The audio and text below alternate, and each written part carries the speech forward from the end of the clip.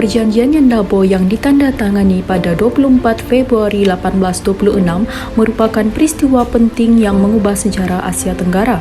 Perjanjian ini bukan sahaja menamatkan Perang Anglo-Burma pertama, tetapi juga membuka jalan kepada dominasi British di kawasan ini. Perang Anglo-Burma pertama berlaku antara 1824 hingga 1826, melibatkan dua kuasa besar yang berebut pengaruh di Teluk Benggala dan Lembah Irrawaddy. Teknologi artileri dan strategi ketenteraan British memberi kelebihan besar dalam konflik ini. Sebelum perang, hubungan British dan Myanmar sudah tegang akibat dasar perluasan agresif dinasti Kaunbong. Raja Bodopaya berjaya menakluk Arakan, Assam dan Manipur sekaligus mengancam kepentingan British di India Timur. Apabila pengaruh British semakin kuat di Bengal dan Kalkuta, Myanmar dilihat sebagai ancaman besar. Ketika tentera Burma memasuki Assam, British menganggapnya serangan langsung terhadap kawasan perlindungan mereka, lalu ini mencetuskan peperangan pada tahun 1824. Walaupun tentera Burma menunjukkan ketahanan pada peringkat awal, kekuatan artileri moden British dan serangan laut menyebabkan tentera Kaunbong semakin lemah.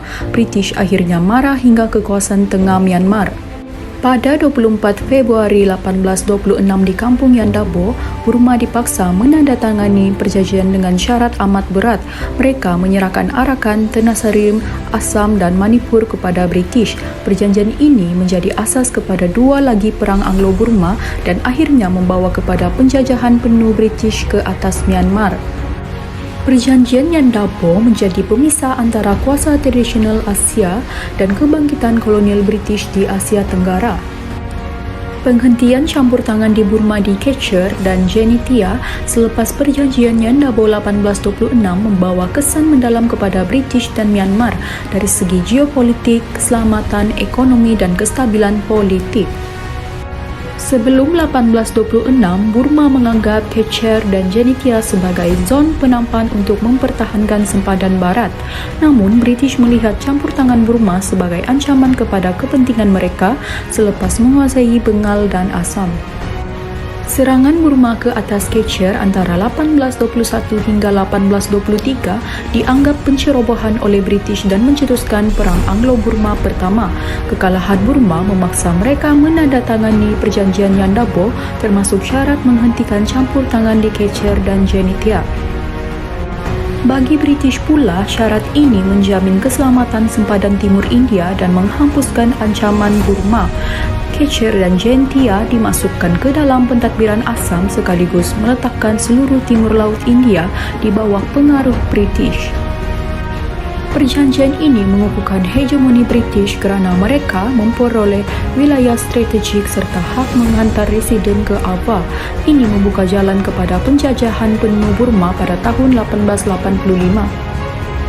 Kehilangan hak campur tangan melemahkan legitimasi politik dinasti Kaunbong. Hubungan hegemoni mereka runtuh, ekonomi sempadan terganggu dan ramai keluarga Burma terpaksa berpindah akibat kehilangan sumber pendapatan. Tanpa Kachar dan Janitia sebagai zon penampan, Burma kini bersempadan terus dengan kuasa kolonial British.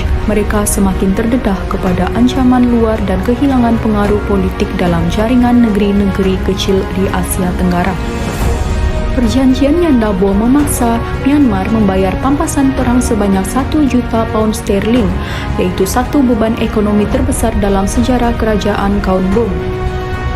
Dalam tempoh 2 tahun selepas 1826, hampir semua hasil negara Myanmar disalurkan untuk membayar hutang perang.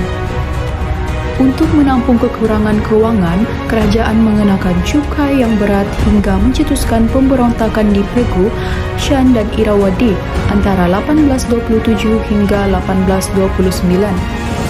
Sistem perdagangan tempatan lumpuh kerana kekurangan modal dan tenaga kerja. Delta Irrawaddy musnah teruk dan tidak dapat beroperasi.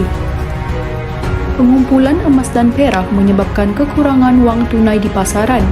Ini mencetuskan deflasi dan menjerumuskan petani ke dalam kemiskinan. Kehilangan Arakan dan Tenasserim menutup akses laut Myanmar.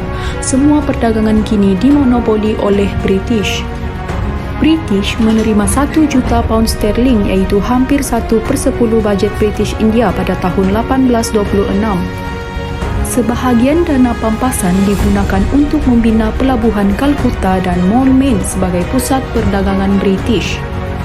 Pampasan ini membantu mengurangkan beban hutang perang British yang menelan belanja lebih 13 juta pound sterling. British memonopoli perdagangan beras, kayu jati dan gading melalui pentadbiran kolonial baharu. Keuntungan perdagangan ini menjadi asas pembiayaan Perang Anglo-Burma kedua pada 1852 yang menakluk Lower Burma sepenuhnya. Pampasan 1 juta pound sterling membawa kehancuran ekonomi Myanmar tetapi pada masa yang sama memperkukuh dominasi kolonial British di Asia Tenggara.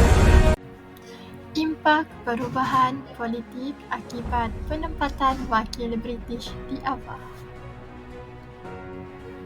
Perjanjian Nandabo 1826 mewajibkan Myanmar menerima seorang wakil British secara rasmi di Ava, iaitu ibu kota kerajaan Kembaung.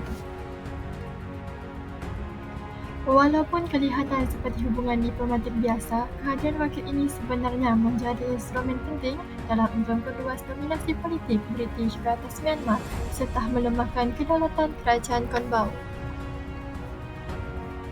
Kehadiran wakil British di ibu kota Myanmar memberikan tekanan politik yang signifikan terhadap kerajaan Konbaung.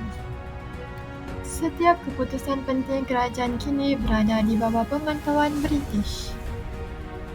Laporan wakil British boleh digunakan untuk menasihatkan atau menekankan pemerintah Myanmar agar mengambil tindakan tertentu yang memihak kepada kepentingan British. Impak kepada British, kehadiran wakil ini memberikan British kelebihan diplomatik yang penting kerana mereka dapat mengawasi kerajaan Konbaung secara langsung. Strategi ini membolehkan British memaksimal pengaruh politik mereka dengan kos yang minimum selaras dengan dasar kolonial mereka di Asia Tenggara. Impak perubahan keselamatan dan kestabilan dalaman. Salah satu isi perjanjian Nandabo ialah pengiktirafan Burma bahawa Assam dan Manipur tidak lagi bawa pengaruh dan pengawalannya. Sebelum perjanjian ini, Burma merupakan sebuah kuasa serantau yang agresif dan berjaya memperluas wilayahnya hingga ke timur laut India. Namun, apabila Burma dipaksa mengundurkan tentera dari Assam dan Manipur, ia menyebabkan kejatuhan prestij dinasti Konbaung. Burma dilihat lemah dan tidak lagi berupaya mempertahankan wilayah yang pernah dikuasainya. Impak kepada British, dengan Burma mengiktiraf bahawa wilayah itu bukan lagi miliknya, British memperoleh kawalan penuh ke atas Assam dan seterusnya dapat menumbuhkan pengaruh mereka di timur laut India.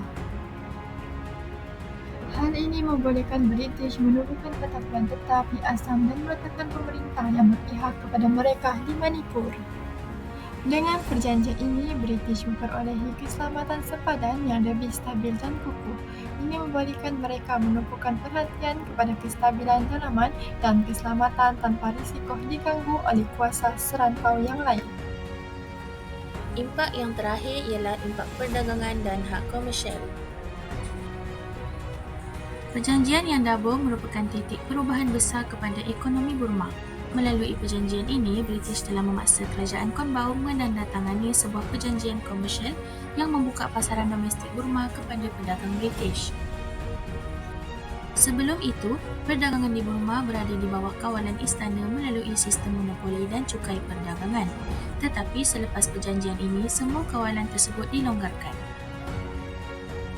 Akibatnya, struktur ekonomi tradisional Burma berubah sepenuhnya dan kedudukan British dalam perdagangan antarabangsa di Teluk Bengal serta Asia Tenggara semakin kukuh. Impak terhadap Myanmar. Kesan terhadap Myanmar atau Burma sangat besar. Pertama, pembukaan pasaran menyebabkan pendapatan kerajaan Konbaung merosot kerana mereka tidak lagi boleh mengenakan cukai dan mengawal perdagangan seperti sebelumnya. Pedagang British yang kini bebas berdagang mula mendominasi pasaran tempatan. Keadaan ini telah melemahkan lagi pedagang tempatan dan golongan bangsawan Konbaung yang selama ini bergantung kepada perdagangan sebagai sumber kuasa mereka. Kebergantungan ekonomi kepada British turut menghakis kedaulatan kerajaan Cornwall. Masuknya barang British secara besar-besaran turut mengganggu ekonomi domestik dan menjadikan kerajaan semakin lemah. Dalam jangka panjang, perubahan ini menyumbang kepada kemerosotan kekuatan politik dinasti Cornwall dan perjanjian ini menjadi salah satu strategi kolonial British untuk melemahkan struktur ekonomi Burma secara berperingkat. Seterusnya, impak terhadap British. Bagi British pula, perjanjian ini memberikan keuntungan yang sangat besar. Pembukaan pasaran Burma memberi mereka akses kepada sumber ekonomi bernilai seperti kayu jati, hasil hutan, beras dan pelbagai komoditi maritim yang diperlukan untuk industri kapal dan perdagangan kolonial. Selain itu, penguasaan wilayah seperti Arakan dan Tenasserim selepas 1826 membolehkan British mengembangkan rangkaian perdagangan mereka di Asia Tenggara. Mereka juga mengawal pelabuhan strategik dan laluan maritim utama sekaligus meningkatkan pendapatan syarikat Hindia Timur.